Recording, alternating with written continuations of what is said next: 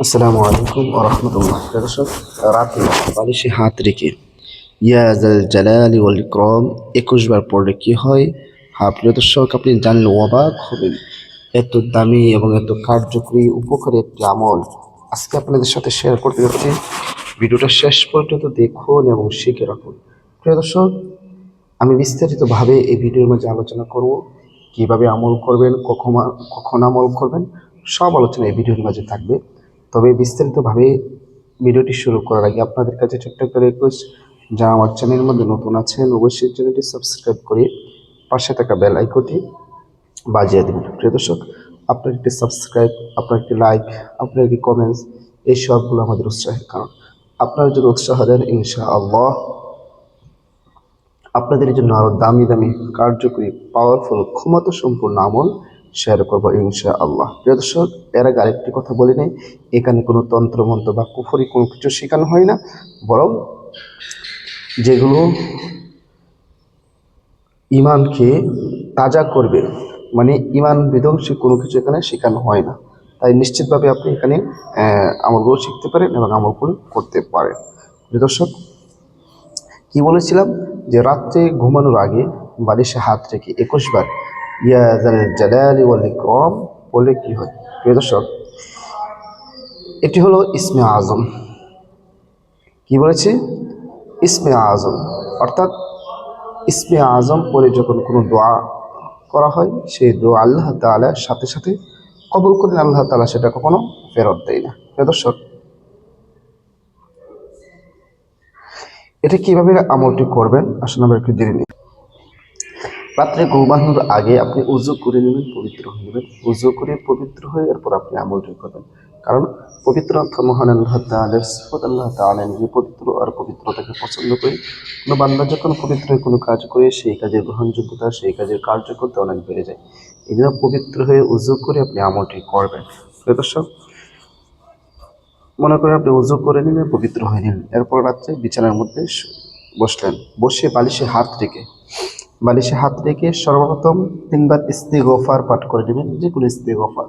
আস্তাগফিরুল্লাহ রাব্বি মিন কুল্লি যামবি ওয়া আতুবু ইলাইহি লা হাওলা ওয়ালা কুওয়াতা ইল্লা বিল্লাহি আলিয়্যিল আযীম।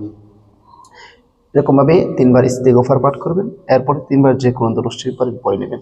আল্লাহুম্মা সাল্লি আলা মুহাম্মাদিন ওয়া আলা আলি মুহাম্মাদ কামা সাল্লাইতা আলা ইব্রাহিম ওয়া আলা আলি ইব্রাহিম ইন্নাকা হামিদুম মাজিদ। আল্লাহুম্মা বারিক আলা মুহাম্মাদিন ওয়া আলা আলি মুহাম্মাদ কামা বারাকতা আলা ইব্রাহিম ওয়া আলা আলি ইব্রাহিম ইন্নাকা হামিদুম মাজিদ।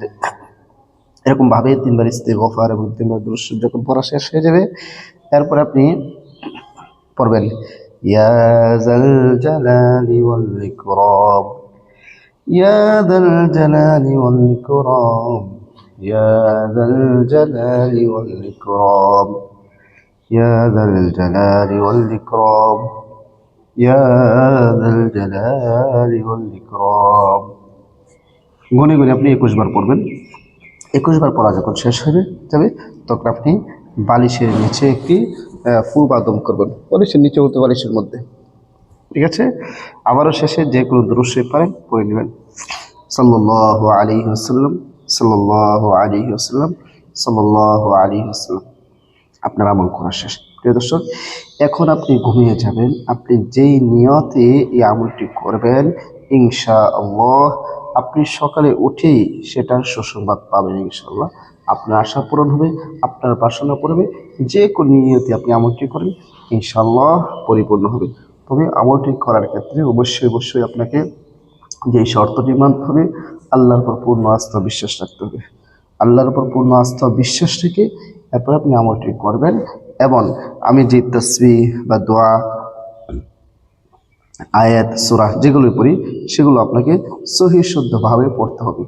এই শর্তটা মেনে দিয়ে আল্লাহর উপর পূর্ণ আস্থা বিশ্বাস রেখে এবং সেগুলো যে সহি শুদ্ধভাবে আপনি পড়ে আমল করেন, ইনশাআল্লাহ আপনি ফলাফল পাবেন। প্রিয় দর্শক, ভিডিওটা বেশি করে শেয়ার করে দিবেন, যেন আপনার শেয়ারের মাধ্যমে অন্য ভাইয়েরা উপকৃত হতে পারে। হ্যাঁ প্রিয় দর্শক, আপনার দ্বারা যদি কেউ উপকৃত হয় তাহলে অবশ্যই অবশ্যই আপনি সবের ভাগিদার হবেন। এই জন্য ভিডিওটা বেশি করে শেয়ার করে দিবেন। আর সবাইকে অসংখ্য ধন্যবাদ। আর আপনারা কোন বিষয়ে ভিডিও চান সেটাও আমাকে জানাবেন। ইনশাআল্লাহ আপনাদের চাহিদা অনুযায়ী ভিডিও দেওয়ার চেষ্টা করব।